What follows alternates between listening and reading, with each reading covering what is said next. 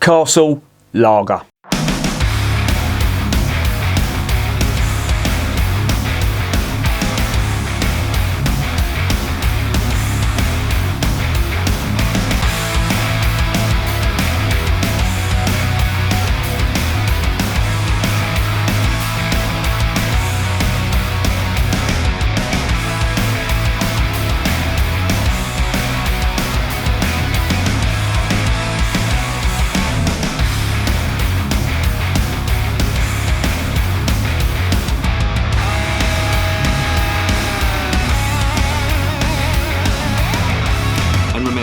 Life is too short to be drinking shitty beer. Welcome to another edition of Bands, Bikes and Booze Reviews. Today we are in South Africa for the Castle Lager. Now that is probably the most popular, well it is the most popular lager in South Africa. And you get it over here, obviously. And it's been available over here for quite some time. I do remember in the 90s, possibly even the late 80s as well, when I was working on the building trade. A lot of our work was over in West London, and there was a big concentration of South Africans, New Zealanders, Aussies, everyone from the old Commonwealth. And they used to come over here for work quite often. There was a couple of jokes going around. What do you say to an Australian in Nels Call? 2 lagers, please, mate, because they all work behind the bar. But there was a lot of South Africans that worked on the building game with me back in the early 90s. And yeah, they were quite colourful characters. A lot of them were of Dutch descent, and they were very, how can I put it, very bolshy. That is a nice way of putting it. I remember we used to work in, I think it was the Cromwell Road, and there's quite a few Aussies work there as well. But round the corner, not too far away, they used to say to me, "Oh, you'll have to come on a Sunday. You'll have to come to the church." And I'm thinking, well, I ain't going to fucking church, mate. I'll give that up when I was a kid. But I said, no, the church is, it's like a club for Antipodeans, basically, people from the southern hemisphere who've come over here, and it's like a get together. And they said the great thing about it was, you've got to remember, this was the time when they didn't have all day drinking. They said the great thing about this is it will stay open until 5 o'clock. You can get in there at 12 and you can have a drink all the way through till 5. I know that sounds really stupid for you, but on a Sunday that was massive for us. So I thought, I'm fucking definitely have some of this. And yes, honestly, some of the fucking carnage that went on there, it was mad scenes. I don't know if I'm talking complete and utter nonsense or whether anybody remembers it, but it used to be in Charing Cross Road. That's where I first met it. I think it was in a club called Bagley's. I remember you going downstairs to it. It's like a TARDIS. You looked really small from the outside, but it sort of expanded out underneath, and it was absolutely huge. And yeah, there was some fucking crazy days going on down there. And then it moved to King's Cross, to, I think it was, what was the name of the club? I can't remember the name of the pub, but it did move to somewhere in King's Cross, down York Way, I think it was. And I sort of stopped going when it moved down there. It didn't have the same vibe. But I do remember in some of the afternoons, Sunday afternoons down in Charing Cross Roads, there you had I'm talking about a Serpentine. There was a big fountain across the road, and everybody, usually it was open in the summer, everybody in the summer used to go into there. The police used to get called, there'd be fights. Honestly, it was fucking mental. And I'm sure that's why it moved, because the police said, you can't have this is just taking the piss, because we really did.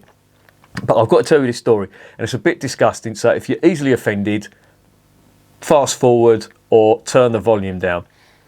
But this is the sort of thing that used to go on. Now, you used to have blokes going down there, and there was a lot of women used to go there as well. And it was quite good. I mean, one of my best mate, he was best man at my wedding, he met an Australian girl there, and he went missing for 4 days. I've got another story about him, I'll tell you in a minute. Again, from the church. And yeah, they used to have all these sorts of wacky competitions. And they had... it's going to sound sexist, but you've got to remember this was late 80s, early 90s. You know, if you've ever watched a Carry On film, that was what it was like. And the girls used to have big tit competitions or best tits competitions. And for blokes, it was the biggest dick competitions. I know, it's caveman stuff, but you got to remember you're dealing with Australians, New Zealanders, Kiwis. Their fucking sense of humour is second to none. Anyway, obviously they had the best tits competitions for the girls and all that, and yeah, it was the usual caper, blokes wolf whistling, blah blah blah. Some girl won it, some Australian girl won it. Everything was fine, and then they had big dick competitions for the blokes, and they did this for the women, obviously. And about 7 or 8 blokes was on the stage, and they're going along, and they're talking to them. They did this with the girls as well. And first bloke said, "Where are you from?" "Australia." Blah blah blah. All the Aussies in the place cheered. "Well, it's great," and all that. And Kiwis, yeah, all cheering and all that. There were quite a lot of Kiwis there, to be fair. And South Africans, yeah, brilliant, all cheering, all the South Africans and all that. There was a white Kenyan bloke there, which is really, well, even back then it was quite unusual. And no one cheered because they were just too flabbergasted that there was a white Kenyan that made it down there, but he was from Kenya. There was an English bloke there as well, and I'll never forget it because he had an England rugby top on. I mean, if you're asking for trouble with, walking into a place like that with an England rugby top on, they said, "Where are you from?" Asked him his name, said, "Where are you from?" And he went, "England." The fucking boos around the place. Everybody was booing, apart from me and a few of my mates, and we sort of like, right, we better shut up here. I had a West Ham top on, so I was all right. But yeah, so they all got their chaps out and all that, and a woman come up with a tape measure, and she's measuring them all. And yeah, I'm not going to go into the measurements, but the Kenyan bloke had the smallest dick. It was tiny. Everybody was laughing. It must have been the ultimate humiliation for him. But they measured the English bloke's dick, and I'm not joking, it was 9 inches. And all this, everyone was, and he beat everyone, obviously. And I remember looking over it, like when he got down off the stage and all that, I remember looking over at him in about an hour, and there was about 5 or 6 girls, standing around talking to him. I mean, that's the sort of shit that was going on. And, you'd have all great music. I will say that. There had DJs there, and the music was fucking brilliant. It was all rock, no disco shit. They used to play Kylie Minogue or the Neighbours theme tune every now and again just to fucking take the piss out of everyone and all that. But it was brilliant. I loved it. Quick story. I know I'm going off on a tangent here and I shouldn't really do that, but I'm going to do it anyway. My channel, my rules. My mate, who I told you about, who was the best man, who done the off with an Aussie bird for 4 days. First time he went down there. Now, he loved a beer, and he could drink. This fella could drink, and I wouldn't say he's borderline alcoholic. Well, he's not now. He's given it up now, more or less. But he had a real alarm call once. He went out on a bender one night, and he woke up, and he was all covered in sick, and he'd obviously been sick in his sleep. And it was lucky he was lying on his side. Otherwise, that would have been him dead anyway. But yeah, let's fucking raise the mood a little bit. I remember the first time he came down there, and he couldn't believe. Because he was drinking like when we all used to do it. I mean, you had till 12 till 2. That was the little window you had, and then you had to fuck off on a Sunday. So he's drinking. We're all power drinking because we're so used to that window.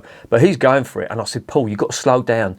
It's open till 5." Because he's knocking back the shots at like 10 to 2 and stuff like that. And I'm saying, calm it down. Of course, by 5 o'clock, it's throwing out time. He's fucking comatose on the dance floor. And I remember looking around. And everybody had walked out, and I was the last person out there. And I remember looking over at him, and he was still there. And I'm trying to wake him up. I just couldn't wake him up.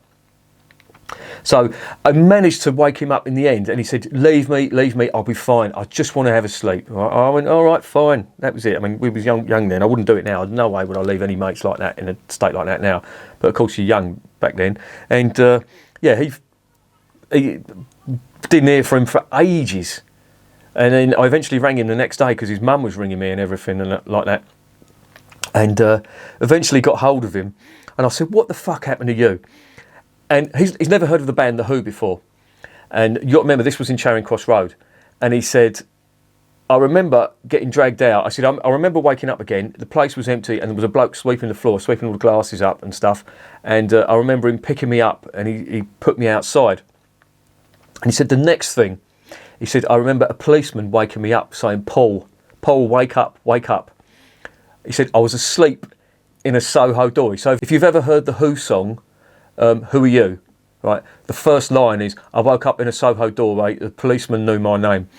Every time I hear that song, I always think of him because he actually did. I think it was in the Astoria. The Astoria used to have like a little sort of doorway. He'd obviously got out of there. He was so knackered and he just flopped down in the doorway and went fast asleep. And of course the police, yeah. So that's the sort of thing that happened. Anyway, but they used to sell Castle Lager there. And they used to sell something called Stein Gold for the Kiwis. And for the Aussies, I think they had VB. I think that was what the beers were. Didn't have any English beer, obviously, so that was what I was drinking. I must admit, I didn't drink Castle beer until I went to... There was a place, I can't remember whereabouts exactly, but it was up the west end of London, and it was called the Springbok, and it was like a bar for South Africans. The Australians had one as well, and I can't remember what the Australian one was, but that still might be there. It was on the embankment. But this one was the Springbok. And I do remember, because I used to do Thai boxing years ago, and I remember going down there and one of my instructors, fucking fantastic fighter, he was really good. Brian was his name, absolutely amazing fighter. He was working on the door and I had a quick chat with him, let me in, and I was drinking Castle all night, and it was a South African mate who asked us to go down there. And he said to me, "You've got to try Castle beer, it's the national drink of South Africa." Still can't remember what it tastes like. Anyway, let's get on to the beer. I'm fucking rambling and fucking talking bollocks, so let's get on to the beer. Right, Castle Lager. It's brewed by, well, been brewed by a few people, but originally it was brewed by South African breweries. This is one of the oldest breweries, well, it is the oldest brewery in South Africa, and it even predates the oldest English brewer, Shepherd Neame, by a few years. This was founded, or South African Breweries was founded in 1658, or sorry, not South African Breweries, the Dutch government of South Africa founded a brewery. It wasn't South African Breweries, I do apologise. They founded a brewery in South Africa in 1658, which predates Shepherd Neame by a few years.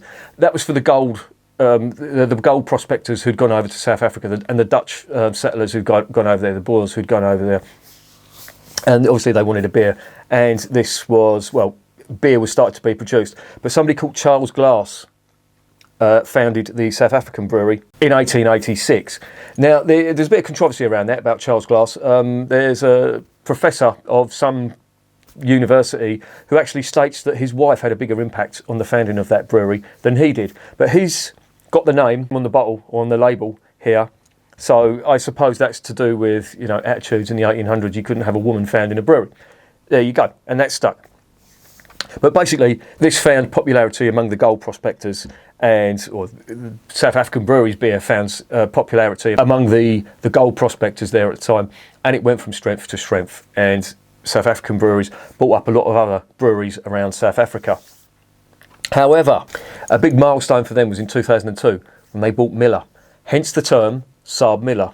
So you've seen that before, maybe, possibly, I don't know. But in 2016, they in turn, Saab Miller, were bought out by ABInBev, and ABInBev inherited a lot of the beer, or a lot of the breweries, I should say, that Saab Miller owned. So we are where we are now. This is now brewed by ABInBev, hence the reason I can get it round the corner. So there you go. Anyway, this beer is now brewed in 9 different countries, and it's available to buy in 40 other countries. So it's got quite a big appeal across the world, possibly for people from South Africa who've left and still want to drink this beer. But as I say, this is the biggest beer in South Africa. I think Saab Miller actually owned Carling at one point, and Carling was brewed in South Africa, and it was very, very popular. I remember a mate of mine, when he came over from South Africa, my mate Rory, he said that Carling was a very popular drink, and he said it's great. And he tasted it over here, and he looked at me and went, "What the fuck is this?" I said, "That's Carling that's brewed over here." He said, "It's disgusting. It tastes nothing like the Carling in South Africa." The Carling in South Africa is 5%. It's a premium lager. I've never tasted it. He reckons it's good. But there you go. But this stuff in 2000 won the International Brewers Awards. This won the best award for best bottled beer in 2000. So it may be doing something right. And as I say, because they're doing something right, and they're the flagship brewer, they're on everybody's lips over in South Africa. Well, not everybody's lips, but if you're a sports fan, you will have heard of this. They sponsor the rugby teams, they sponsor the cricket teams, and they sponsor their international football team as well. International football team, if you remember the World Cup in South Africa, do you remember them fucking things, the vuvuzelas? Oh, what a fucking pile of shit them things were. Remember they had to stop them because they were They were ruining people's experience of watching the World Cup, and fucking rightly so. They were an annoying piece of shit. Anyway, let's stop rambling and let's actually get into this beer.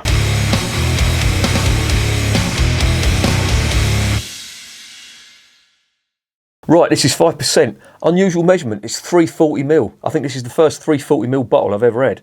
And yeah, from all accounts, this is actually brewed in South Africa. It's saying it's brewed in South Africa on the label.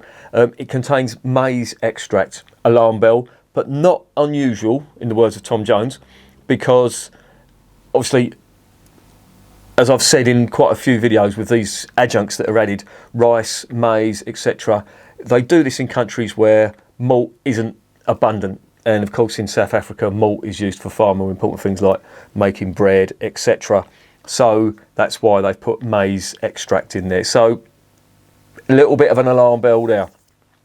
And that's about it really. If you want to have a look at the label, Castle Lager, it's just come out of the fridge, reasonably cold. What does it say? Made from the finest hops. Hang on, I've got it on my phone because again it's gold on white and my eyesight is worse than Mr. Magoo's. So just give me 2 seconds and I'll tell you exactly what it says. Right, it is made from the finest hops, harvested from the Waboomskraal Valley near George, sun-kissed barley from Caledon and Free State Golden Maize. Of course, it used to be called the Orange Free State, didn't it? If you know your Boer War history, lots of battles around there, especially around the Orange Free State. That was a Boer stronghold. Boer in South African or Dutch, Old Dutch, means farmer.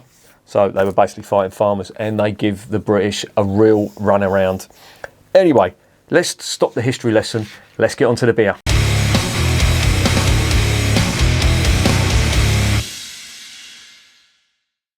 Right, not expecting much. ABInBev, available around Skunk Central. So, yeah, that is what you've got at the moment. Why am I reviewing this? Well, just to make a change. Could potentially be a rant, but I don't know. I've got a bolognese on the hob downstairs, so I've got to be reasonably quick with this. Otherwise it's going to burn. Right, there it is in the glass. Head dissipating quite quickly. There's no preservatives on this, according to the label. Well, the head's virtually gone there. Oh, that does not smell good. Oh, very cheap and nasty. Almost like a sweet corn type flavour from it. That's a big no-no. Oof, smells definitely macro brewed. And there's like a horrible sweetness to it. Not like a brewing syrup. It's like I can't think of what it would be, like some kind of sweet, confectionery type sweet with like artificial flavours. And there's a bitterness to it as well. Oh, it doesn't smell good at all. It's a brown bottle, so it's not skunked. So that's one good thing they got right. I suppose in South Africa, you don't really want to be putting light beer in a green bottle. Well, look, the head's gone already. So, yeah, wish me luck.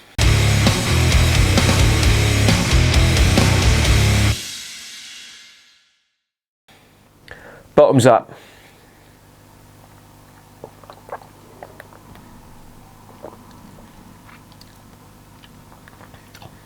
Oh, it's sweet. Oh, that is sweet. There's like a toasted flavour to it as well. Like a toasted malt, which is reasonable. It gives it a little bit of flavour, I will say that. But you can sort of get that maize in there as well. It's typical macro brewed fare. I don't know what he's barking at. Someone at the door maybe. I don't know. Yeah. It's got a little bit of character, I will say that. It's got that nice toasty malted flavour. But yeah, I must admit it don't smell great. There's like as I say, there's like a sweet confectionery style aroma coming from it, which I don't think should be coming from a beer, to be honest. But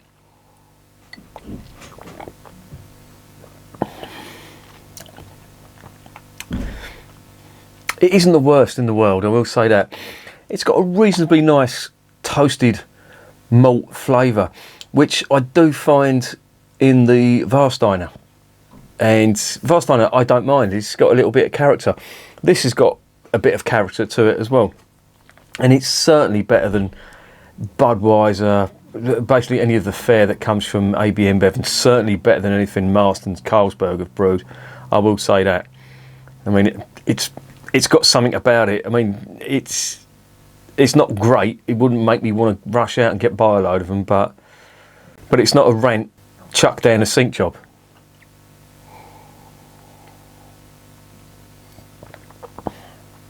And to be honest, in South Africa, these are drunk ice cold. And I do mean ice cold, because you know what the weather gets like out there.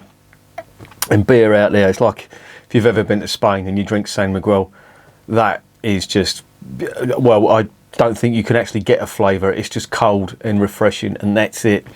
But when the heat is like that, you don't really want to, well, I'm not saying you don't want flavour, but your primary aim is to be refreshed. And I imagine in South Africa, you're not really going to get a beer served to you at that temperature and be happy about it. I'm certainly, well, I'm not going to say it's it's a given, but yeah, you wouldn't drink this warm, put it that way. I will say as well, and you know, you do it in Spain as well, and I've done it in the past, and I'd never do it now. But a lot of people drink beer from the bottle as well. I don't do that.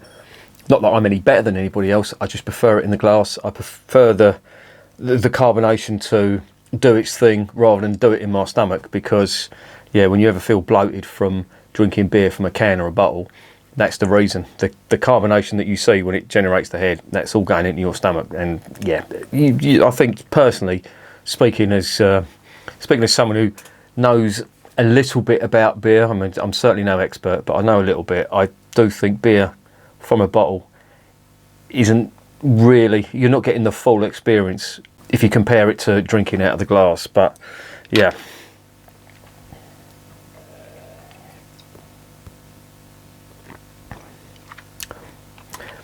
it's not the worst beer in the world, and I'd imagine ice cold that would be quite refreshing, and if it went a little bit warm, it would be quite nice. There is a little bitterness to it as well, I will say that. There's a little bitterness on the palate, which some people may find a bit weird. I'm not sure what's causing that. I don't think it's the hops that are in there, because it'll be hop extract that's used in this, I'd imagine, or maybe even hop pellets. I don't think they're used, or certainly not on this scale. They won't be using loose leaf hops, but it's just okay, and that is as far as I'm going to go with praising it. It's got a little bit of character with that nice toasted flavour, but that's all it's got going for it, really. There's not much else, and it serves its purpose, I'd imagine, in South Africa. As I say, drinking it ice cold, that would be quite nice. From a glass though, not from a bottle. We're fucking civilised over here, don't you know? We're British.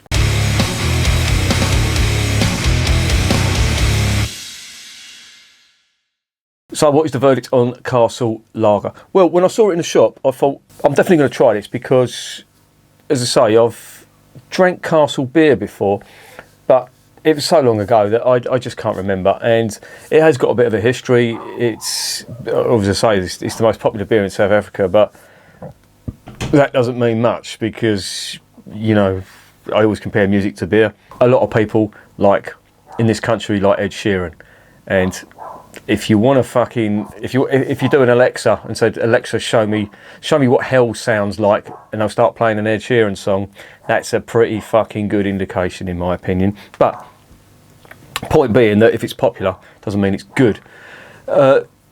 It's passable. I think that's the word I'm looking for. It's a passable beer. It tastes okay at this kind of temperature. I think if you was in South Africa, you'd be drinking this ice cold, and you would not give a flying hairy one what it tasted like. You just want to cool down.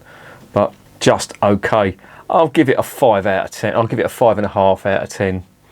But I'm not gonna sing it any more of its praises, because yeah, there's a lot wrong with it. The aroma is really, I wouldn't say it's nasty, but it smells of macro brewed beer, and it just really isn't my thing. There is 1,001 better beers out there than this. So yeah, I think 5.5 is a fair mark, and it's just okay. I'm going to finish that. I will probably never buy another one of these again, but if you want to do it and you can find it, fill your fucking Dr. Martens. And remember, beer is working class champagne.